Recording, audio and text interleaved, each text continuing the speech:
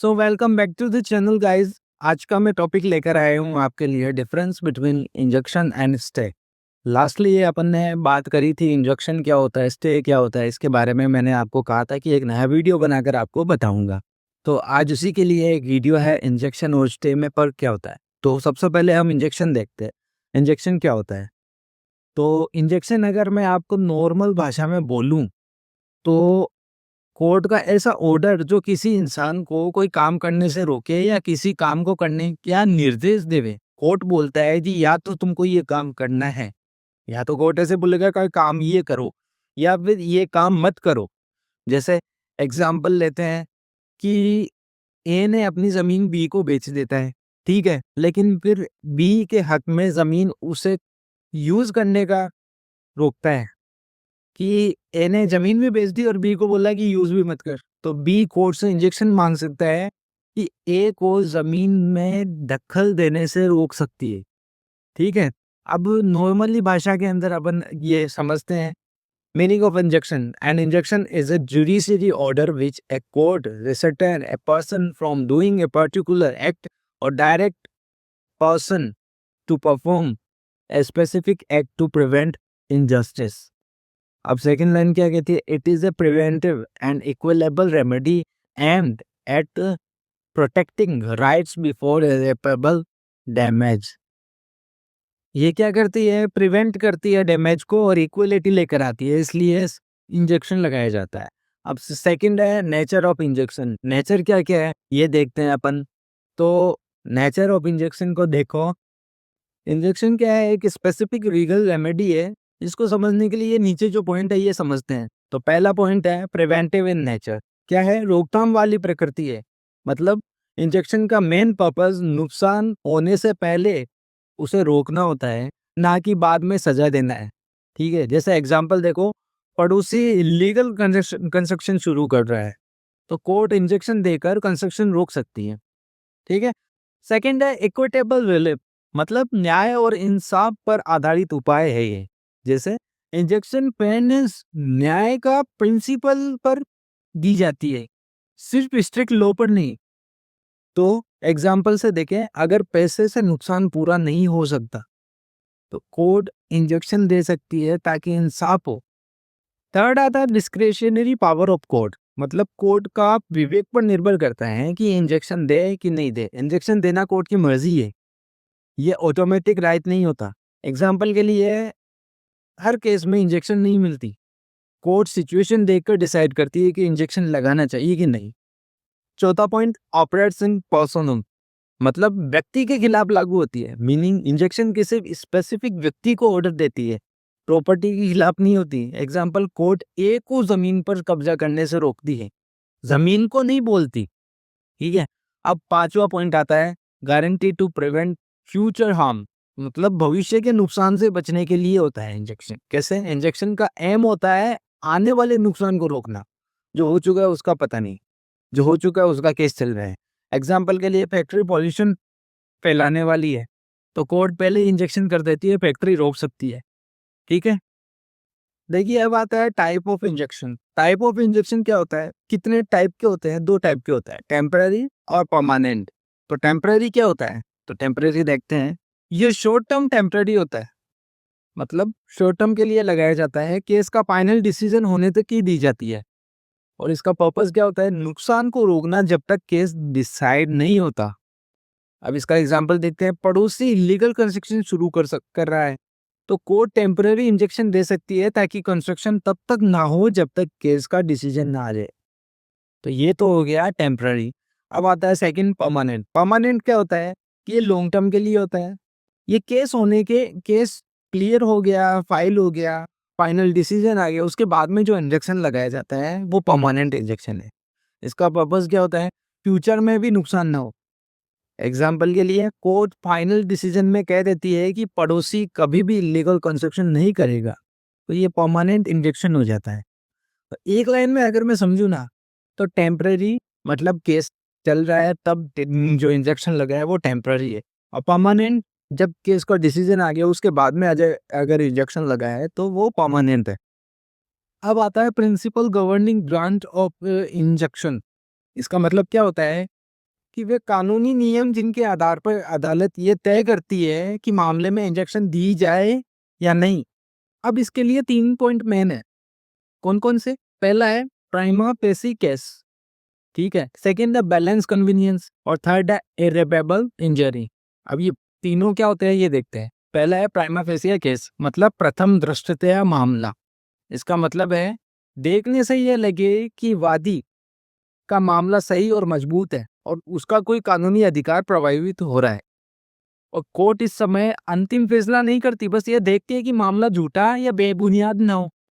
जैसे एग्जाम्पल के लिए ए जमीन का मालिक है और उसके पास कागज है, बी उस जमीन पर कब्जा करने की कोशिश कर रहा है। यह प्राइमा फेसिया केस है, क्योंकि कोर्ट देखता है प्रथम दृष्टया मामला कैसा है, उसके हिसाब से आगे कार्रवाई होती है। सेकंड है बैलेंस ऑफ कन्वीनियंस, मतलब सुविधा का संतुलन।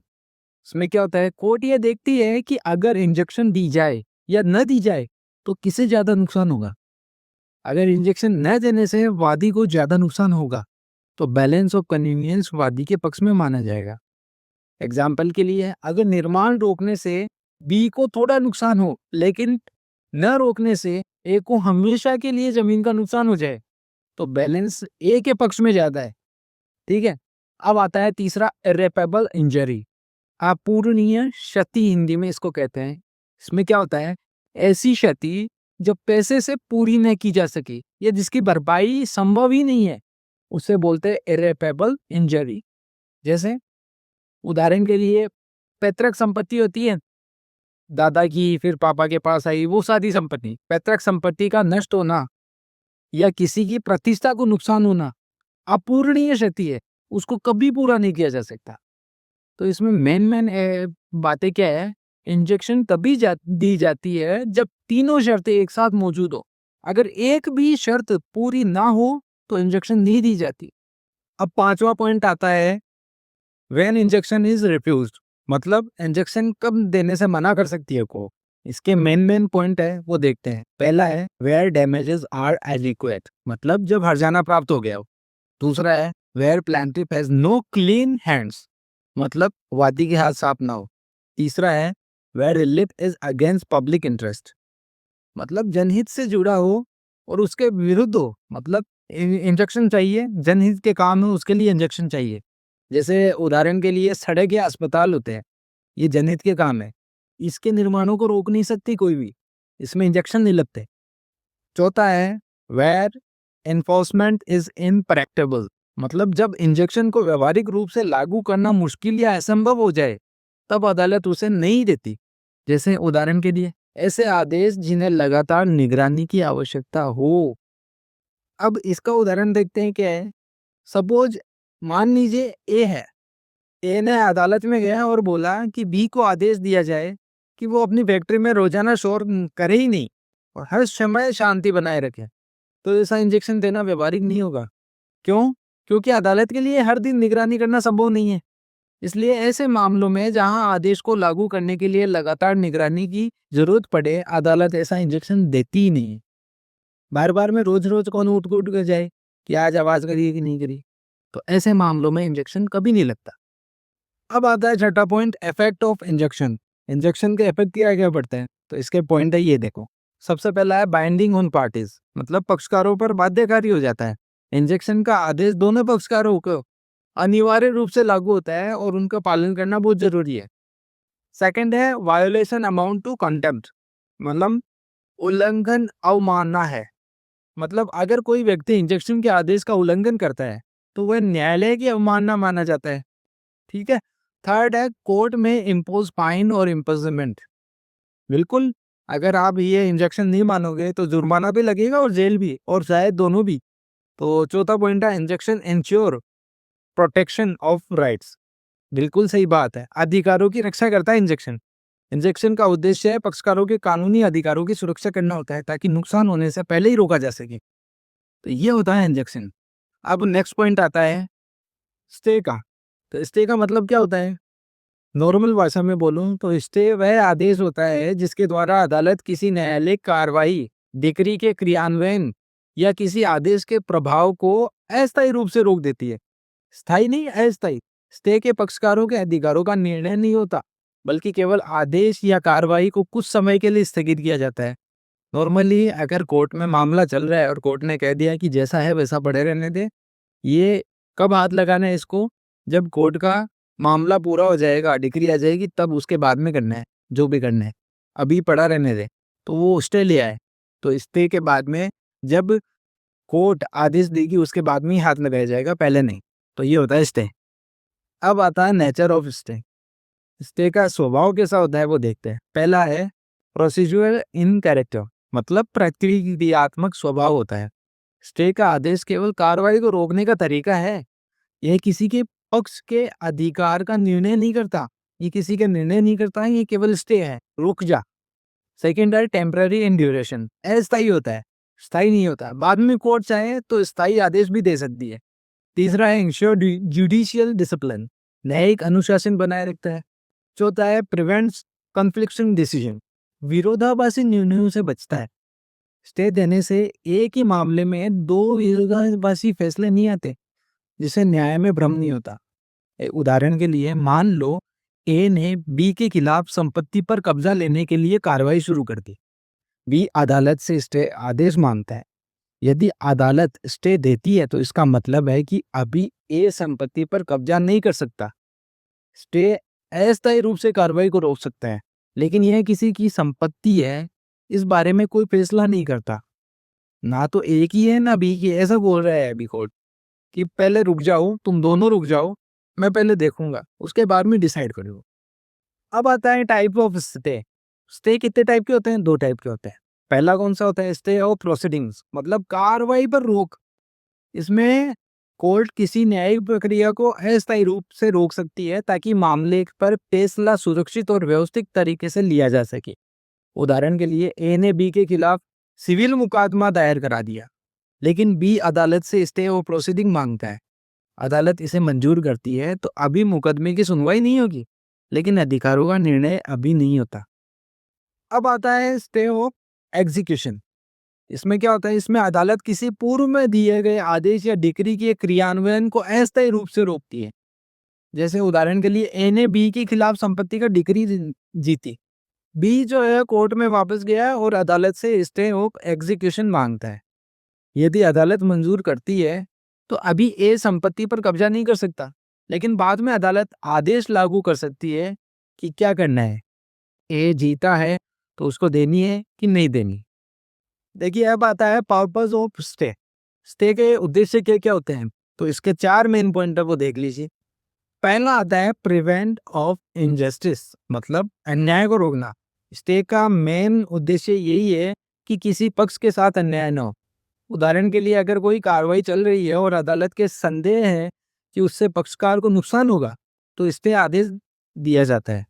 सेकंड है मेंटेन स्टेटस क्वो, मतलब वर्तमान स्थिति बनाए रखना। स्टे आदेश मौजूदा स्थिति को बनाए रखता है ताकि विवाद का निपटारा होने तक चीजें वैसी ही रहे। उदाहरण के लिए संपत्ति पर कब्जे की कार्रवाई पर स्टे होने से वर्तमान मालिक की स्थिति बनी रहती है। जैसे सपोज 4 मंजिल की बिल्डिंग है, उसमें से 1 मंजिल बना हुआ है। अब वहां उस टाइम पर दोनों पार्टी में या किसी पार्टी में डिस्प्यूट हो जाती है तो स्टे आ जाता है। स्टे क्यों आता है? ताकि वो 4 मंजिल ना बने। 1 मंजिल के अंदर ही अगर डिस्प्यूट आ गया तो आगे ना बने, आगे और हालात खराब ना हो, इसलिए वो का वो स्टेटस बनाए रखने के लिए स्टे दिया जाता है। थर्ड है प्रोटेक्ट अपील ज्यूरिडिक्शन, मतलब अपील अधिकार की सुरक्षा। स्टे से यह सुनिश्चित होता है कि अपील के दौरान उच्च अदालत के अधिकारों पर असर न पड़े। उदाहरण के लिए यदि निचली अदालत की डिग्री लागू होने लगे तो अपीली अदालत का निर्णय बेअसर हो सकता है। स्टे इसे रोकता है। चौथा पॉइंट आता है अवॉइड मल्टीप्लिसिटी ऑफ प्रोसीडिंग्स, मतलब अनेक मामलों से बचना। स्टे आदेश से एक ही मामले में बार बार अलग अलग अदालतों में सुनवाई होने से बचा जा सकता है। उदाहरण के लिए यदि एक ही मुद्दे पर 2 अलग अलग मुकदमे चल रहे हैं तो स्टे से एक सुनवाई रोकी जा सकती है। अब पॉइंट आता है इफेक्ट ऑफ स्टे, मतलब स्टे का प्रभाव क्या पड़ता है। तो इसके मेन पॉइंट ये है, तो वो देख लेते हैं। पहला है order remains valid but inoperative, आदेश मान्य है लेकिन असक्रिय रहता है। स्टे के दौरान अदालत का आदेश वैध रहता है लेकिन उसका पालन अस्थायी रूप से रोक दिया जाता है। उदाहरण के लिए अगर संपत्ति पर कब्जा करने की डिग्री पर स्टे है तो डिग्री वैध है लेकिन अभी लागू नहीं होगी, ये लागू तब होगी जब स्टे हटेगा। तो सेकंड आता है नो राइट्स आर एक्सटेंस्ड, अधिकार समाप्त नहीं होते। स्टे से किसी पक्ष के कानूनी अधिकार खत्म नहीं होते, केवल उनके उपयोग या क्रियान्वयन को अस्थायी रूप से रोका जाता है। उदाहरण के लिए एक ही संपत्ति पर डिग्री है लेकिन स्टे होने पर भी उसका अधिकार सुरक्षित रहता है। ठीक है। थर्ड आता है proceedings review after stay is vacated. Stay हटने पर कार्रवाई फिर से शुरू होती है। जब अदालत स्टे को हटा देती है तो मुकदमे या आदेश का क्रियान्वयन फिर से शुरू हो जाता है। उदाहरण के लिए स्टे हटते ही ए संपत्ति पर कब्जा कर सकता है और अदालत को आदेश लागू हो जाता है। देखिए अब आता है difference between injection and stay. इसका ये डिफरेंस देख लेते हैं, ये लास्ट पॉइंट है, उसके बाद में नहीं है। तो देखते हैं सबसे पहले बेसिस इंजेक्शन और स्टे। तो सबसे पहला पॉइंट आता है डायरेक्टेड अगेंस्ट। अगेंस्ट किसके होता है? इंजेक्शन होता है पर्सन के खिलाफ और स्टे होता है ऑर्डर या प्रोसीडिंग के खिलाफ। सेकंड है नेचर। नेचर क्या है? सब्सटेंसिव रिलीफ है, मतलब सब्सटेंसिव रिलीफ मैंने बताया था अभी, अधिकार की सुरक्षा करता है। और सेकंड स्टे के अंदर क्या आता है? प्रोसीड्यूरल ऑर्डर, केवल प्रक्रिया को स्थायी रोकता है। ठीक है। अब ड्यूरेशन आता है। ड्यूरेशन इंजेक्शन में क्या होता है? अस्थायी या स्थायी, मतलब टेम्पररी भी हो सकता है और परमानेंट भी हो सकता है। और स्टे के अंदर केवल टेम्पररी होता है, परमानेंट नहीं होता। स्कोप क्या क्या है? स्कोप है इसका वाइडर है, इंजेक्शन का वाइडर स्कोप है, और स्टे का लिमिटेड स्कोप है क्योंकि ये परमानेंट नहीं होता। और लास्ट है ऑब्जेक्टिव्स। और जो ऑब्जेक्टिव्स मतलब गलत कृत्य को रोकना होता है। इंजेक्शन में तो कृत्य को, काम को रोकना होता है, गलत काम को रोकना। और स्टे में प्रक्रिया या कार्रवाई को रोकना होता है। तो ये होता है मेन। तो दोस्तों मैंने आज डिफरेंस बिटवीन इंजेक्शन और स्टे भी आपको पढ़ा दिया है, तो एक बार आप इसको ज़रूर देख लीजिएगा। और इसके अलावा मैंने जो भी वीडियो डाली हुई है उसके लिंक मैं इसके अंदर डिस्क्रिप्शन में दे दूंगा, इनके रिलेटेड वीडियोस है और आप उनको देखिए। और एक बार अगर आपको एग्ज़ाम के हिसाब से कुछ और टॉपिक चाहिए तो वो मुझे कमेंट करके ज़रूर बताना, मैं उसी चीज़ के ऊपर आगे वीडियो बनाऊंगा। Thank you for watching guys. Thank you.